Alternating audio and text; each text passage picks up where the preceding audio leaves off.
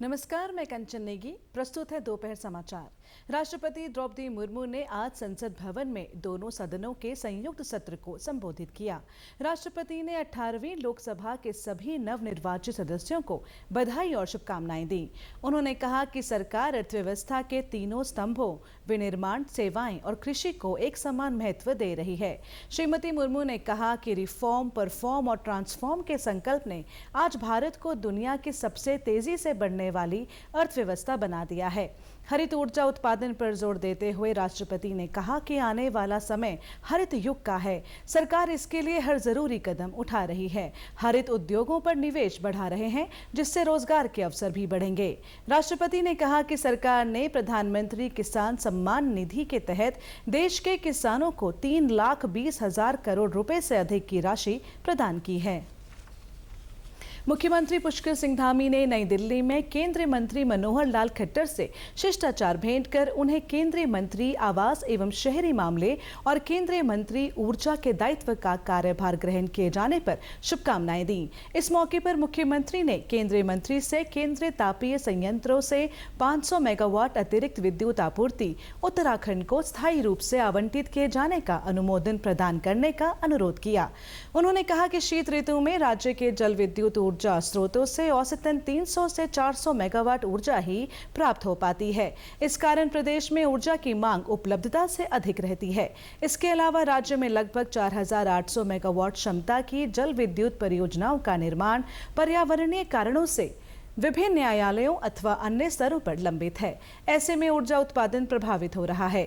उत्पादन की तुलना में राज्य में विद्युत की मांग एवं उपलब्धता का अंतर लगातार बढ़ता जा रहा है।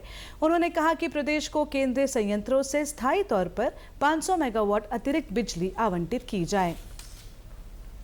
वहीं मुख्यमंत्री ने नई दिल्ली में केंद्रीय मंत्री भूपेंद्र यादव से भेंट कर उन्हें पुनः पर्यावरण, वन एवं जलवायु परिवर्तन मंत्रालय का दायित्व मिलने पर हार्दिक शुभकामनाएं दी।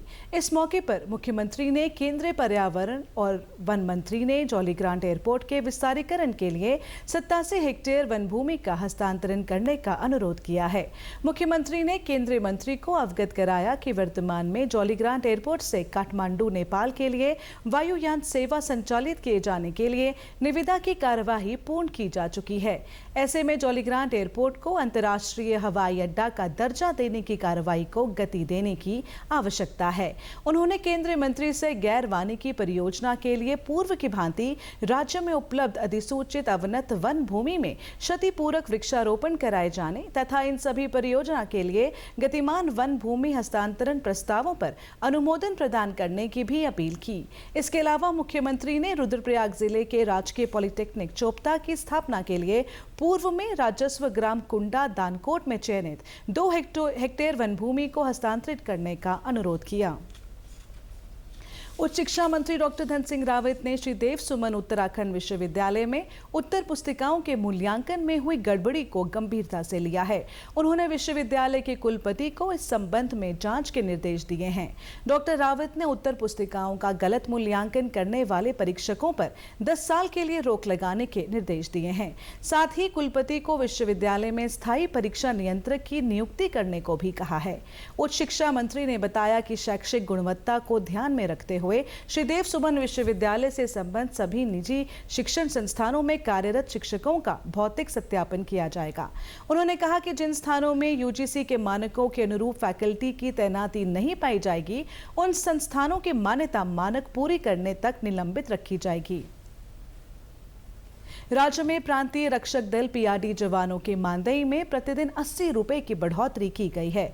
इस संबंध में शासनादेश भी जारी हो गया है। पीआरडी जवानों को पहले 570 रुपए प्रतिदिन का मानदेय दिया जाता था, जिसे बढ़ाकर अब 650 रुपए प्रतिदिन कर दिया गया है। कैबिनेट मंत्री रेखा आर्य ने कहा कि पीआरडी जवानों के हितों को सुरक्षित रखने के लिए राज्य सरकार प्रतिबद्ध है। उन्होंने कहा कि इस निर्णय से विभाग के लगभग 9,400 पीआरडी जवानों को बढ़े हुए मानदेय का लाभ प्राप्त होगा। प्रदेश के अधिकांश हिस्सों में आज आमतौर पर बादल छाए हैं, जबकि कुछ हिस्सों में रुक रुक कर बारिश हो रही है, जिसके चलते गर्मी से राहत मिली है। इस बीच मौसम विभाग ने आज राज्य के अधिकांश हिस्सों में हल्की से मध्यम बारिश का अनुमान व्यक्त किया है। आने वाले दिनों में भी प्रदेश में वर्षा का दौर जारी रहने की संभावना है। इस दौरान कुछ स्थानों पर आंधी और गरज के साथ भारी बारिश भी हो सकती है। इसी के साथ अभी तक के समाचार समाप्त हुए। दूरदर्शन समाचारों से जुड़े रहें। मिलते हैं फिर शाम 6:30 बजे के बुलेटिन में। नमस्कार।